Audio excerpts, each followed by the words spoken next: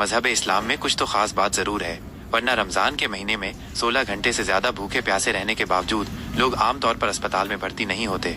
इस बात को और अच्छे से समझने के लिए हम कुछ पहलुओं पर गौर कर सकते हैं। आध्यात्मिक प्रेरणा और सब्र। रोजा सिर्फ भूखे प्यासे रहने का नाम नहीं है, बल्कि ये एक इबादत है जिसमें अल्लाह की रजा और आध्यात्मिक उन्नति हासिल करना मकसद होता है। इस मजबूत आध्यात्मिक प्रेरणा और सब्र की वजह से लोग अपनी शारीरिक तकलीफों को बर्दाश्त कर पाते हैं। शारीरिक अनुकूलन। इंसान का शरीर अद्भुत रूप से अनुकूलन करने की क्षमता रखता है। जब लोग रोजा रखते हैं तो उनका शरीर धीरे धीरे इस रूटीन का आदी हो जाता है। मेटाबॉलिज्म में बदलाव आते हैं और शरीर ऊर्जा के लिए दूसरे स्रोतों का इस्तेमाल करना सीख जाता है।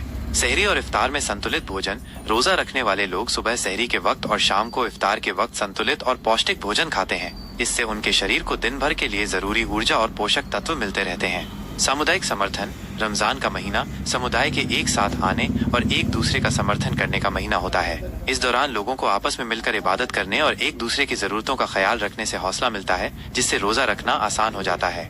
अल्लाह पर भरोसा। मुसलमानों का अल्लाह पर अटूट भरोसा होता है। वे मानते हैं कि रोजा रखने में जो भी तकलीफ होती है, अल्लाह उसका अज्र जरूर देगा और उनकी हिफाजत करेगा।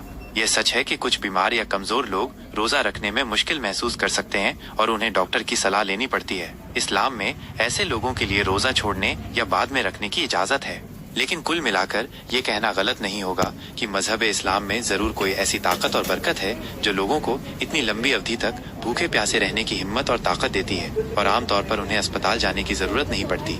ये सिर्फ एक धार्मिक कर्तव्य नहीं, बल्कि एक रूहानी और जिस्मानी तरबियत का जरिया भी